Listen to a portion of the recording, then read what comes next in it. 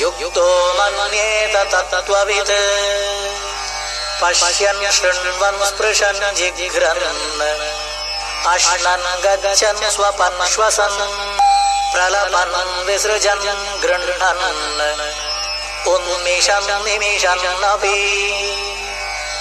इन्द्रियाणि इन्द्रियार्थेषु वर्तन्त इति धारयन् ब्रह्मण्याधाय कर्माणि सङ्गं त्यक्त्वा करोति यः लिप्यते न स पापेन पद्मपत्रमिवाम्भसा कायेन मनसा बुद्ध्या केवलैरिन्द्रियैरपि योगिनः कर्म कुर्वन्ति संगम त्यक्त्वात्मशुद्धये। 5वां अध्याय चल रहा है।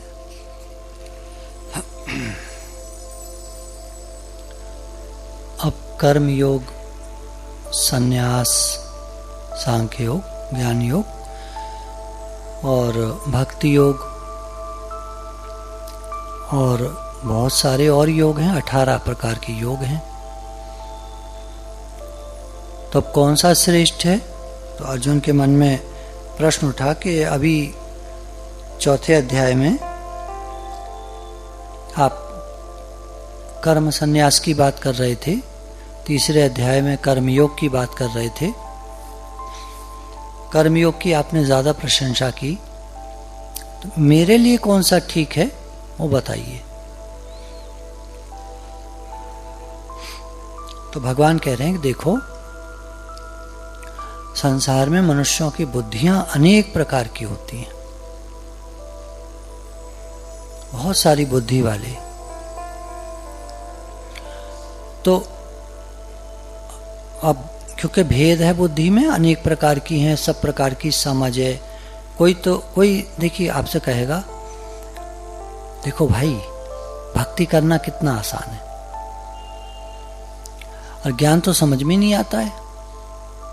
या फिर कर्मयोग, हाँ कर्मयोग ठीक है, कर्मयोग तो ठीक है। कर्मयोग में क्या है? कर्म करो अपनी तरह उठा करके। अब कोई कुछ कहेगा, कोई कुछ कहेगा, कोई कुछ कहेगा, तो क्या करें? शास्त्रों में बहुत सारी बातें लिखी हैं। कितने उपनिषद थे? 4000 श्लोक एक उपनिषद। कोई 8 मंत्र का, कोई 12 मंत्र का, कोई 20 मंत्र का। तो इसका मतलब 4000 श्लोक रहे अगर, तो कितने उपनिषद रहे होंगे? तो कहते हैं बहुत सारे तो खो गए समय के साथ। 12, 15, 18, कितने 20, बस यही प्रचलित हैं, बाकी सब खो गए।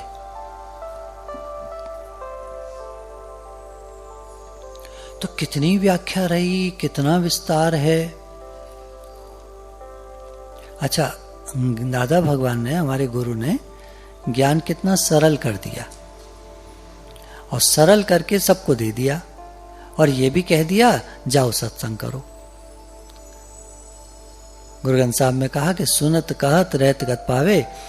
तुम सुनो गुरु के वचन, उनको जीवन में लगाओ अपने, और उनको जाकर कहो। और जो बाकी बच रहेगा नहीं लगा होगा तुम्हारे जीवन में, वो कहने से लग जाएगा, क्योंकि तुम्हारा मन खुद सुनेगा और खुद तुमको लगेगा मैं बोल क्या रहा हूं और कर क्या रहा हूं। तो सुनत कहत कहने में लग जाओ तो रहत गत पावे, तुम्हारी रहनी बन जाएगी।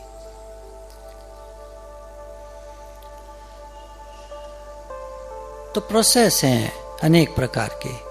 तो हमारे दादा भगवान ने देखा कि ये बहुत आसान है, सरल शब्दों में ज्ञान दे दो, समझा दो, और उसको जो सुनने वाला आगे जाकर कहेगा, उस पर उसका जीवन बनेगा, रहनी बनेगी और मुक्त हो जाएगा। और गुरु में एक विश्वास दिला दो कि जो गुरु कह रहे हैं वो सही कह रहे हैं। विश्वासी का बेड़ा पार है। श्रद्धावान लभते ज्ञानम, और जिसको रहते ज्ञानम मुक्ति। तो शास्त्र अनुकूल भी हो गया, शास्त्र अनुसार भी हो गया, शास्त्र प्रमाण हो गया, और इधर क्योंकि वो सत्संग करता है तो जीवन में लगेगा तो मुक्त हो जाएगा। तो सारी बातें एक साथ मिल गई। चारों तरफ से नदियां बह करके आती हैं और समुद्र में मिलकर एक हो जाती हैं। अब अनेक प्रकार के अंतःकरण हैं, कोई वाणी को कैसे उठाता है, कोई कैसे उठाता है। अगर जैसे देखें यहां तीसरे श्लोक में 5वें अध्याय के, जो पुरुष न किसी से द्वेष करता है और न किसी की आकांक्षा करता है, न द्वेष्टि न कांक्षति। बहुत सिंपल सी बात है, सुनने में बहुत आसान है, करने में तो मुश्किल है, टाइम लगेगा, पर कितना आसान है कि भाई किसी से द्वेष मत करो और कोई इच्छा मत करो। अच्छा इतनी सी बात, हाँ तो क्या होगा? वह कर्मयोगी सदा सन्यासी समझने योग्य है, क्योंकि राग द्वेषादि द्वंद्वों से रहित पुरुष सुखपूर्वक संसार बंधन से मुक्त हो जाता है। बोला मुक्ति के लिए कितना टाइम चाहिए? बोले ये एक श्लोक पढ़ लो, बस इतना ही टाइम चाहिए। एक श्लोक पढ़ लो, भगवान ने मुक्ति की बात कह दी, तुम्हारे अगर ये समझ में आ जाए तो तुम मुक्त हो जाओगे। बस इतनी सी बात है, कोई लंबी चौड़ी बात नहीं। कि जो पुरुष न किसी से द्वेष करता है और न आकांक्षा करता है, यानी न राग है न द्वेष है, बस, तो वो व्यक्ति मुक्त हो जाता है। अब इतना भी नहीं कर सकते क्या? कितना आसान कर दिया, कितना ज्यादा आसान कर दिया। न राग न द्वेष, किसी से राग मत करो, किसी से द्वेष मत करो। भैया सब अपने रास्ते चल रहे हैं और सब बढ़िया है। इस श्लोक को देखिए, आसान शब्दों में समझें क्या कह रहे हैं भगवान। सब अपने अपने स्वभाव संस्कार से चल रहे हैं, सास अपने से, बहू अपने से नहीं, पति अपने स्वभाव से, पत्नी अपने स्वभाव से। कोई मान लीजिए कोई व्यक्ति शराब पीता है, आप उससे कहिए भैया मत पियो जल्दी मर जाओगे, नहीं सुनेगा, मर जाएगा। दादाजी ने बताया एक आदमी जो है रजाई ओढ़े जो है लेटा हुआ था, तो गर्मी का टाइम है, रजाई कैसे ओढ़े हुए, तो उघाड़ी एकदम रजाई, तो बोतल मुंह में लगी हुई थी शराब की, और डॉक्टर मना करके गया था थोड़ी देर पहले कि इसको शराब मत नहीं लाके देना कोई भी, तो उसकी पत्नी नहीं उसको लाके दी थी। डॉक्टर ने बुलाया उसकी पत्नी को, उधर बैठी थी दूर, कि क्या हालत है तुम्हारी? अरे ये मर जाएगा। तो कहती है साहब मैं क्या करूं डॉक्टर साहब, थोड़ी देर पहले इसने मुझसे कहा था मुझे लाके दे दे छोटी, मतलब पौवा जो है, पौवा कहते हैं छोटी बोतल को, ला के दे दे। और देसी आती है ना, बहुत सस्ती है, जो भी होता है पता नहीं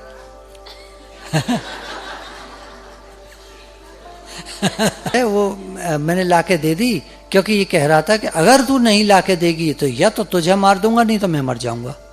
अब बताइए, ना तो मैं मरना चाहती हूँ ना इसे मरने देना चाहती हूँ, तो मैं भी नहीं मरूं, ये भी नहीं मरे, तो मैंने इसको ला के दे दी। बोले ये तो मर ही जाएगा ये नहीं जिएगा,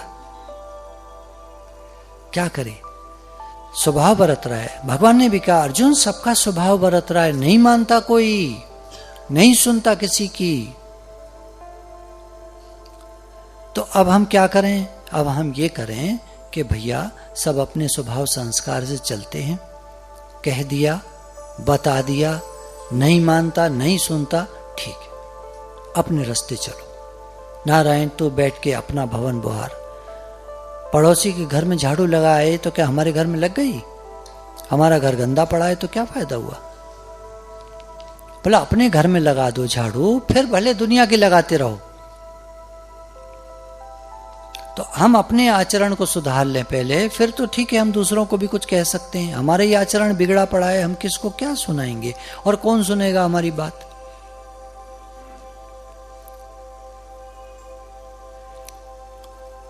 तो इसलिए सत्संग सुने, सुनाएं और कह दें भाई देखो गुरु की बात है। देखिए जी, हमारे जीवन में सारा लगा हो ऐसा कुछ नहीं है। हम जो कह रहे हैं ये मत समझ लेना इनके जीवन में मेरी कोई बात नहीं, मैं तो कुछ जानता ही नहीं, ये तो गुरु की वाणी है सारी।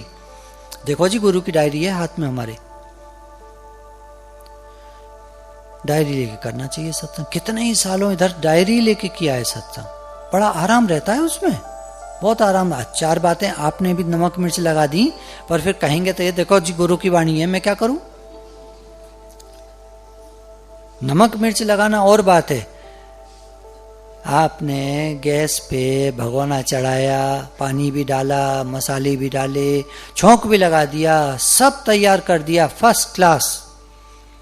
अब परोसा तो वो पूछने लगा पर जिसको परोसा कि क्या है, बोले क्या है, दाल है। और क्या है, दाल, छुकी हुई दाल है। बोले दाल कहाँ है इसमें, है दाल नहीं है। अरे पानी में सब काम कर दिया, छोंक भी लगा दिया, मसाले भी, सब काम पर, दाल तो डालना भूल ही गया। और दाल तो वहीं भीगी रखी है, भगोना बंद ढका हुआ था, याद ही नहीं रहा दाल डालने का।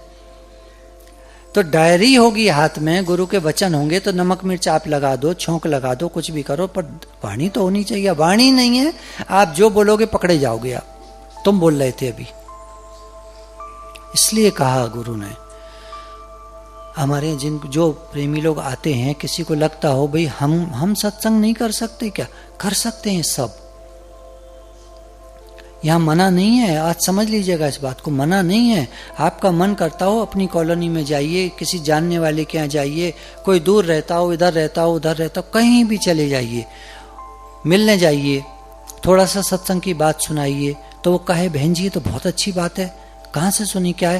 बोला गुरु हैं हमारे, सत्संग में जाते हैं, तुम कहो तो तुम्हारे यहाँ मैं आ जाया करूं, कभी कभी कर दिया करूं सत्संग। हाँ आ जाया करो, बहुत अच्छा रहेगा।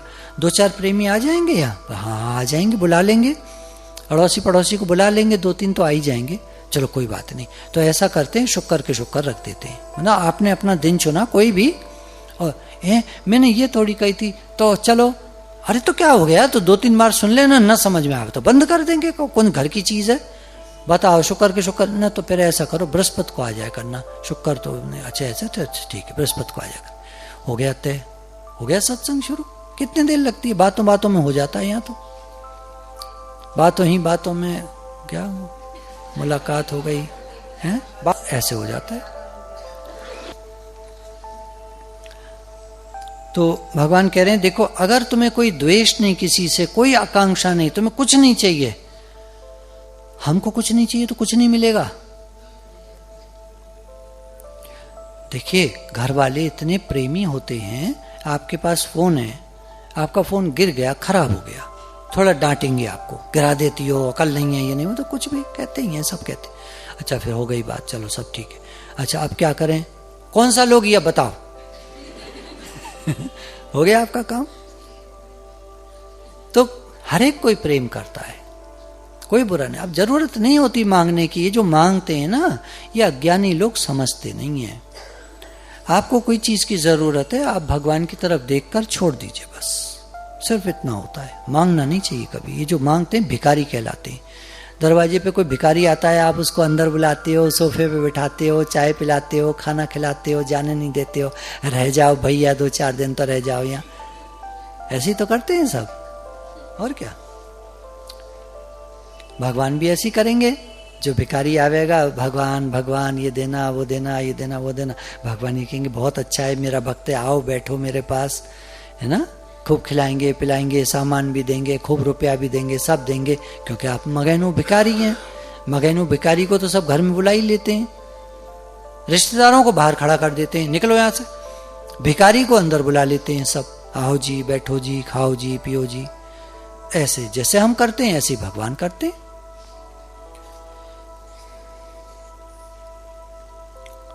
तो जिसका मन अपने वश में है, आगे 7वें श्लोक में भगवान कह रहे हैं, जिसका मन अपने वश में है, जो जितेंद्रिय एवं विशुद्ध अंतःकरण वाला है। अब मन वश में क्या है, राग द्वेष से रहित हो जाना मन का, वही वश में होना है। शुद्ध अंतःकरण क्या है, जिस अंतःकरण में राग द्वेष ना हो वो अंतःकरण शुद्ध है। देखिए उसी बात को भगवान तरह तरह से कह रहे हैं, क्योंकि लोगों ने शास्त्र बहुत पढ़ लिए होते हैं ना, तो वो कहेंगे हमने पढ़ा है शम दम तितिक्षा उपरति श्रद्धा समाधान, बोले इनका क्या होगा। तो भगवान कहते चलो फिर ऐसे ही लो, लाइन से, मानेगा नहीं, सब चीज को लो। वो तो तीसरे श्लोक में शुरू में ही अर्जुन ने पहले में प्रश्न पूछा, दूसरे में भगवान ने कुछ बताकर तीसरे में ज्ञान बता दिया पूरा। अब बोला नहीं मानेगा ना, और लंबी बात चाहिए, तो चलो बताओ अब सब। और संपूर्ण प्राणियों का आत्मस्वरूप परमात्मा ही जिसका आत्मा है।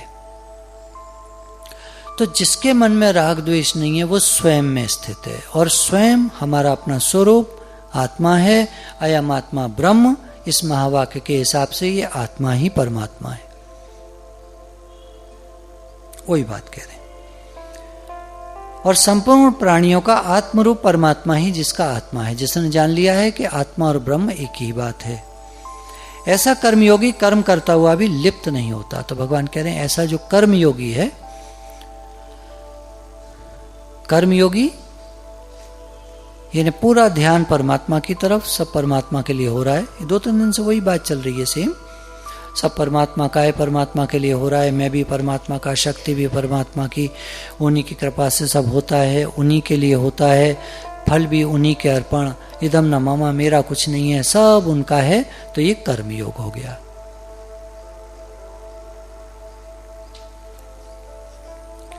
तो ऐसा कर्मयोगी कर्म करता हुआ भी लिप्त नहीं होता, वो किसी भी कर्म से, उसके फल से लिप्त नहीं होता।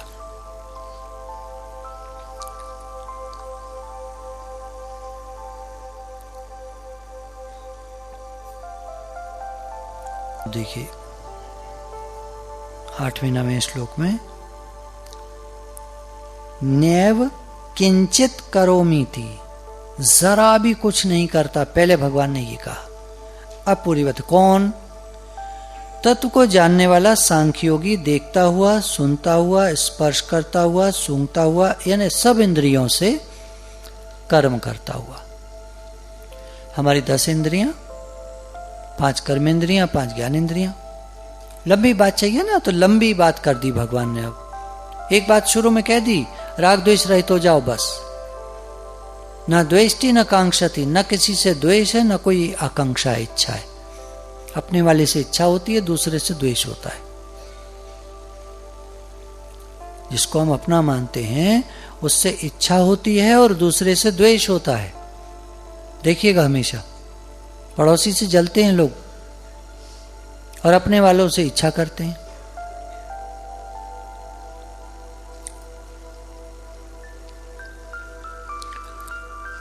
तो तत्व को जानने वाला सांख्योगी तो देखता हुआ आंखों से, नेत्रेंद्रिय, सुनता हुआ कान से, सुनता हुआ श्रवणेंद्रिय, स्पर्श करता हुआ त्वचा से, स्पर्श होता है त्वचेंद्रिय, सूंघता हुआ घ्राणेंद्रिय से, सूंघता हुआ, भोजन करता हुआ मुखेंद्रिय, मुख से भोजन, गमन करता हुआ पैरों से, आना जाना, ये कर्मेंद्रिय पैर, फिर सोता हुआ, सांस लेता हुआ प्राण, प्राणापान, प्राणों का आना जाना, बोलता हुआ मुख से, बोलता हुआ, ये कर्मेंद्रिय है बोलना, भोजन करना, रस लेना, रसनेंद्रिय जिह्वा, ग्रहण करता हुआ, लेता हुआ तथा आंखों को खोलता हुआ और मूंदता हुआ भी सब इंद्रियां अपने अपने अर्थों में बरत रही हैं। इस प्रकार समझकर निसंदेह ऐसा माने कि मैं कुछ नहीं करता हूं। तो कुछ नहीं करता है कौन? जो ऐसा मानता है कि सब इंद्रियां अपने अपने गुणों में वर्त रही हैं।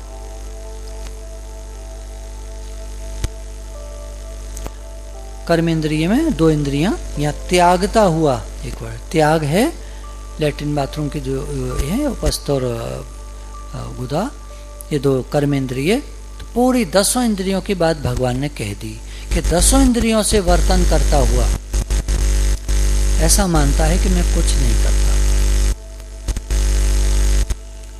ज्यादा जो हमारे कर्म बनते हैं ना, वो बोलने से और हाथों से, 2 इंद्रियों से सबसे ज्यादा ये कर्म इंद्रिय कहलाई। मुख का बोलना और हाथों का काम करना, हाथों से सबसे ज्यादा कर्म इन्हीं से बनते हैं। देखिए 2 इंद्रियां मेन है, और ये कर्म इंद्रिय के अंतर्गत आती हैं दोनों, ज्ञान इंद्रिय में नहीं आती हैं। ज्ञान इंद्रिय तो ज्ञान कराती हैं, आंखें देखती हैं, कान सुनते हैं, त्वचा स्पर्श करती है, सर्दी गर्मी है ना, ठंडा गर्म, हार्ड है सॉफ्ट है, ये तो त्वचा तो ज्ञान कराती है हमको कि ये चीज ऐसे है, ये छूने में ठीक लग रही है, आंखों ने देखा खाने में भी ठीक ही होगी, जहरीली तो नहीं होगी ये चीज। कहीं आप घूम रहे हैं कोई सड़क के किनारे, आपने कोई पौधा लगा देखा बढ़िया सा, अच्छे से बड़ी सुंदर फल लटक रहे हैं छोटे छोटे, उसमें बेरीज टाइप की कोई चीज लग रही है, आप पता नहीं खाएं ना खाएं, लाल लाल रंग की हैं। अभी 2-3 दिन पहले तो हरी थी, अब लाल हो गई, पता नहीं खानी चाहिए या नहीं। पर देखा कल बंदर खा रहा था, तो अगर बंदर खा रहा था तो इसका मतलब हम खा सकते हैं। जो फल बंदर खा सकता है वो हम भी खा सकते हैं। पता है आपको ये बात? ये साइंस की प्रूव्ड है। जो फल, जो चीज बंदर खा सकता है वो हम भी खा सकते हैं, और जो बंदर ना खाए उसको हमको नहीं खाना चाहिए। ज्यादातर बंदर चाय नहीं पीता कभी, बंदर टमाटर नहीं खाता, देखा आपने? बंदर टमाटर नहीं खाता है? खाते, खा जाता है, ओ चाय पी लेता है। चाय देखिएगा कभी रख के, थोड़ा सा उसमें कहीं आते हो बंदर में, थोड़ा एक कटोरे में चाय रख दीजिएगा, देखिएगा। नहीं पीते? अच्छा, ओ तो फिर वो अब देख लीजिए सोचना पड़ेगा पिए ना पिए। चलो चाय तो पी लें, कोई बात नहीं, 1-8 प्याला तो दिन में कोई बात नहीं, नहीं 1-2 प्याला, ज्यादा में ज्यादा 3, इससे ज्यादा नहीं। हाँ ऐसा नहीं कोई, ये थोड़ी, हाँ वो तो ठीक है।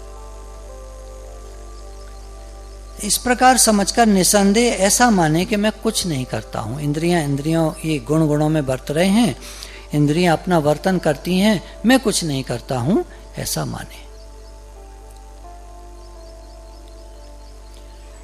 जो पुरुष सब कर्मों को परमात्मा में अर्पण करके और आसक्ति को त्याग कर कर्म करता है, वह पुरुष जल से कमल के पत्ते की भांति पाप से लिप्त नहीं होता। अब आगे भगवान कह रहे हैं कि जो पुरुष सब कर्मों को, कर्म योग की फिर एक और खास बात है कि इसमें फल, कर्मण्येवाधिकारस्ते मा फलेषु कदाचन, फल की इच्छा बिल्कुल नहीं करता है, क्योंकि फल वो अर्पण कर देता है भगवान के। आपके लिए करता हूं तो फिर मेरे लिए कैसे हो जाएगा? एक बात हमेशा याद रखिएगा, डंके की चोट पर मैं कहता हूं, आपको जो जरूरत होगी ना भगवान देंगे, सच्ची बात है। और अगर वो गलत समझेंगे, माँ बच्चे के हाथ में चाकू दे देगी? कौन सी माँ यहाँ बैठी हैं? आप बहुत माताएं बैठी हैं, पिताजी तो दे देंगे, पिताजी बदमाश होते हैं मुझे मालूम है। कौन सी माता बैठी है ऐसी जो चाकू दे देगी बच्चे के हाथ में? कभी नहीं देगी, नेवर, दे नहीं सकती है, कभी नहीं दे सकती। तो अगर परमात्मा हमको कोई चीज नहीं दे रहे हैं तो इसका मतलब जरूर वो हमारे नुकसान की है, नहीं देंगे। वो कुछ और चाहते हैं और हम अपनी लगाए चले जा रहे हैं, ऐसा हो ऐसा हो ऐसा हो ऐसा हो। वो कह रहे हैं भैया मैं समझता हूं तुम्हारे लिए क्या ठीक है, ऐसा नहीं ठीक है। वो कहा ना मेरे मन की हो तो अच्छा, और मेरे मन की ना हो तो और अच्छा, क्योंकि उसमें मेरी भलाई है, मुझे पता नहीं है। अभी बहुत सारी बातें ऐसी होती हैं दुनिया में, हम सोचते रहते हैं काश ऐसा हो जाता तो ठीक है, हो जाता, भगवान को कोई दिक्कत नहीं थी, वो तो करा देते, पर उसमें हमारी भलाई नहीं थी, जरूर नहीं होगी, पता नहीं ना हमें। उनको कराने में क्या देर लगती है? तो रंग को राजा बना दे। एक भिष्टी था, कौन से राजा के, मुगल बादशाह के जमाने में, उन्होंने एक दिन का बादशाह बना दिया उसे, खुश होकर। वो तो एक उदाहरण है बहुत छोटा सा। परमात्मा तो कुछ भी कर देते हैं अचानक। गीता भगवान उदाहरण देते हैं ना कि एक सत्संग में एक बार एक आदमी आया तो दादा भगवान के पास, तो बोला कि दादाजी मुझे एक ऑफर मिल रहा है सिंगापुर जाने का, एक नौकरी मिल रही है वहां, तो मुझे 200 रुपये चाहिए। उस समय की बात है, पानी के जहाज से चला गया वो। तो दादा भगवान ने उसको अरेंज करा के 200 रुपये दिलवा दिए कि हाँ जाओ नौकरी करो, कोई बात नहीं, अच्छा है भाई, तुम्हारा पेट भरे, बाल बच्चे पले तुम्हारे, ठीक है, क्या दिक्कत है। चला गया वो अपना 200 रुपये लेकर।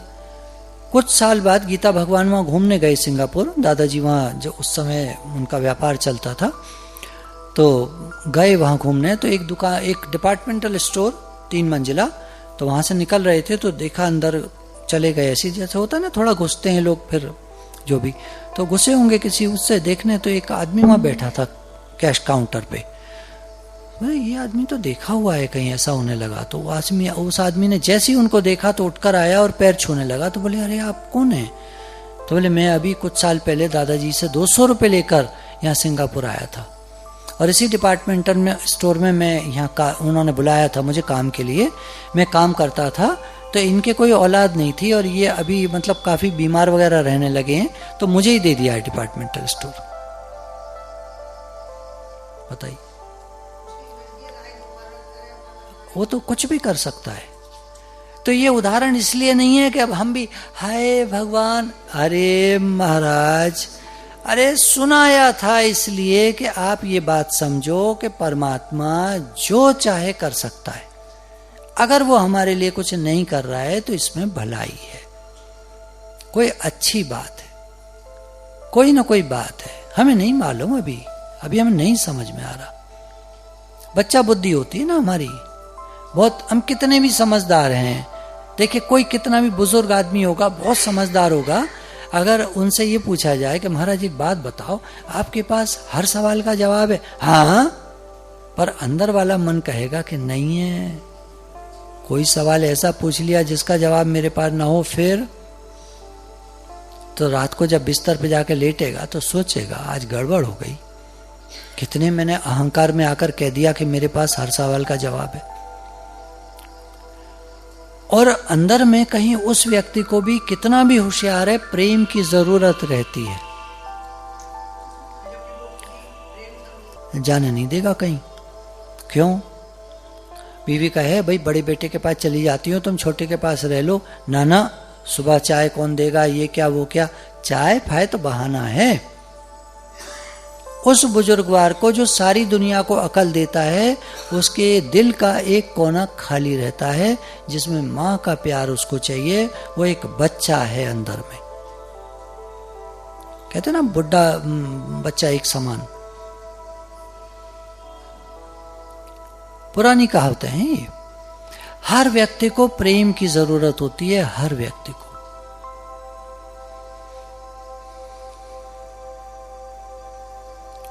तो मतलब यह कहने का, ये बात ये चल रही थी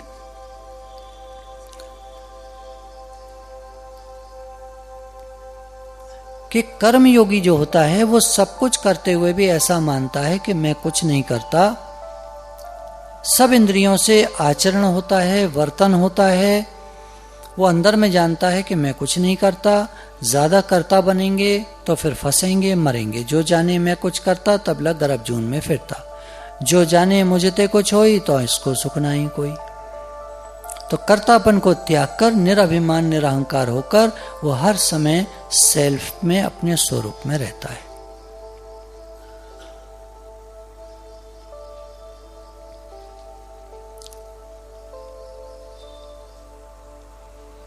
अब कर्मयोगी को कोई इच्छा नहीं होती, न द्वेष्टि न कांक्षति, कोई इच्छा नहीं होती, और सब कर्मों का फल परमात्मा के समर्पित कर देता है। इदम न मम है, मेरा कुछ नहीं है। तो कर्मयोगी ममत्व बुद्धि रहित, मेरेपन से रहित क्यों कर्म करते हैं? इस पर प्रश्न उठता है कि कर्म करते क्यों हैं जब कुछ नहीं चाहिए? तो बोला इंद्रिय, मन, बुद्धि और शरीर द्वारा आसक्ति को त्याग कर अंतःकरण की शुद्धि के लिए कर्म करते हैं। अंतःकरण की शुद्धि है राग द्वेष रहित हो जाना। तो क्यों कर्म करते हैं? कर्म करके राग और द्वेष जो मन में भरे रहते हैं वो धीरे धीरे शिथिल होते जाते हैं, कटते जाते हैं, खत्म होते जाते हैं। जिनसे हमारा प्रेम नहीं है उनके लिए भी कुछ करो, जिनसे प्रेम है उनके लिए भी कुछ करो, सबके लिए कुछ करो। तो कर करके वो उपराम हो जाते हैं। बहुत कर दिया हमने, और उपरामता ही चाहिए। निर्लेप न्यारा वही है जो उपराम है हर बात से।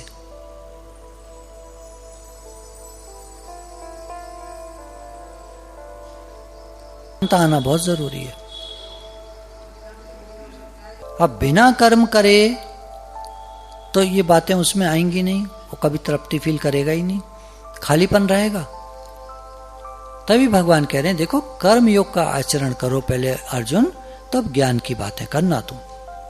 तुम पंडितों के सी वचनों को तो कह रहे हो, दूसरे अध्याय में शुरू में कहा, तो पंडितों की सी बातें तो कर रहा है अर्जुन, पर यह समय पंडिताई करने का नहीं है, कर्म करने का है।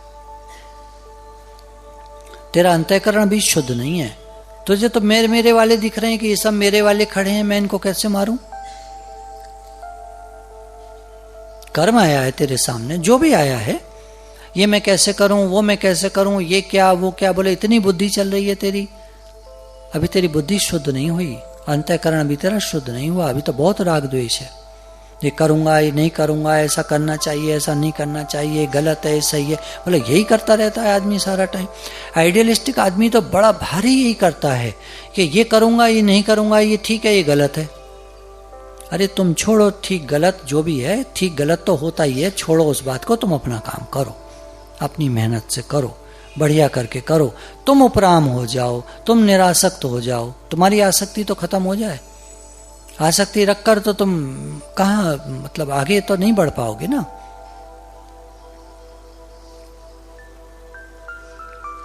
तो क्यों कर्म करते हैं कर्मयोगी? उन्हें पता है कि मुझे कुछ नहीं चाहिए, पर इसलिए कर्म करते हैं कि अभी अंतःकरण शुद्ध नहीं है, तो कर्म, निष्काम कर्म करने से अंतःकरण शुद्ध होता जाता है, राग द्वेष खत्म होते जाते हैं, कुछ नहीं चाहिए, अब बस सिर्फ क्रिया हो रही है, कोई फल की इच्छा नहीं है। आपको जो देना होगा भगवान आप दे दोगे। वो बात चल रही थी ना, हाँ, वो बीच में रह गई कि मां कभी नहीं देगी चाकू बच्चे को, मां को पता है इसको नुकसान करेगा। तो भगवान जिसके लिए जो चीज ठीक समझते हैं उसको दे देते हैं, मांगने की जरूरत नहीं है। इच्छा क्यों नहीं करता कर्मयोगी? उसको पता है कि मेरे लायक जो होगा वो मिल जाएगा।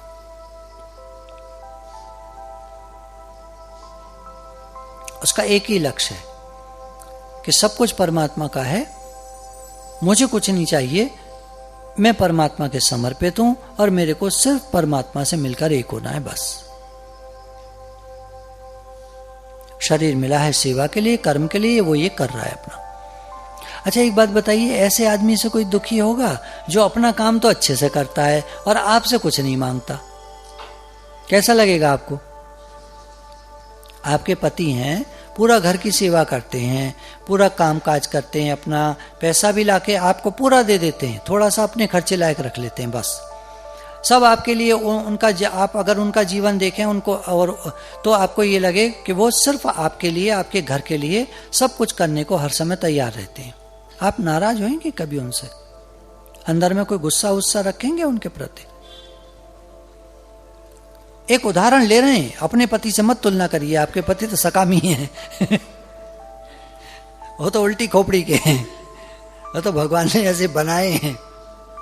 एक आइडियल बात हो रही है, एक उदाहरण के लिए बात हो रही है। कोई ऐसे व्यक्ति हैं बहुत अच्छे, उनकी कोई पत्नी है, ये सारा टाइम सबके लिए तैयार रहते हैं, अपने लिए कुछ नहीं मांगते, ना सिगरेट पिए, ना पान खाएं, ना दुनिया का कोई शौक नहीं है उनको, उठपटांग कोई शौक नहीं, कोई खर्चा उठपटांग नहीं करते, जरूरत का बस करते हैं, और सब घर वालों के लिए। तो घर वाले उनसे खुश रहेंगे, नाराज? बस ये बात है। तो यहां भगवान कह रहे हैं कि देखो, वो अपने अंतःकरण की शुद्धि के लिए सबके लिए सेवा भाव से कर्म करता है, उसको अपने लिए कुछ नहीं चाहिए। तो भगवान ने कहा उससे मैं भी खुश हो जाता हूं।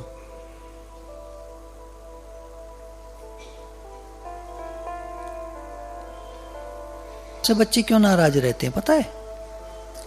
आप तो करती हैं उनके लिए, दुनिया भर का मरती हैं सब, आपका तो जी जान हड्ड मांस सब उनके लिए हाजिर है बच्चों के लिए, फिर भी वो नाराज आपसे रहते हैं, क्यों? पता नहीं है अभी इन्हें कि स्वार्थ है, सकामता है, इच्छा कामना होगी, कहीं ना कहीं द्वेष जरूर रहता है। न द्वेष्टि न कांक्षति, इन दो में टटोलिए क्या है? ना द्वेष हो ना कामना हो। कमखा सुनता नहीं है मेरी बात। अब आप नाराज जब होंगे, मेरी बात सुनता नहीं है, तो नाराजगी उस तक पहुंच गई, ये मेरे से नाराज हुई, बात सुनता नहीं है। कितनी इच्छा है इनको कि मैं इनकी बात सुनूं, काहे को सुनूं मैं इनकी बात। हो गया नाराज। देख रहे हैं, 1 सेकंड लगता है बच्चे के नाराज होने में। आपने इच्छा करके कुछ भी कहा, मेरी बात सुन, वो कहेगा क्यों सुनूं तुम्हारी बात। अब हो गई नाराजगी।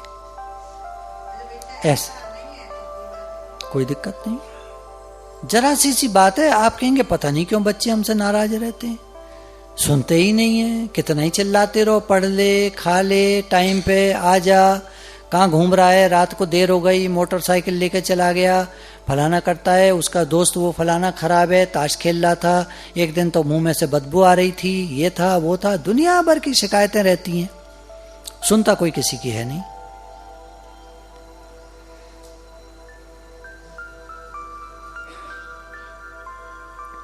तो क्या करना चाहिए? आपके मन में प्रश्न उठा होगा, टोके ना टोके ना, कहे ना कुछ, इच्छा रख के कहो तो वो नाराज हो जाएगा। बिल्कुल निरिच्छा भाव से हमको पहले अपना दिल टटोल लीजिए कि हमको कुछ नहीं चाहिए। फिर क्या करें? सारा दिन टोकें। फिर क्या करें?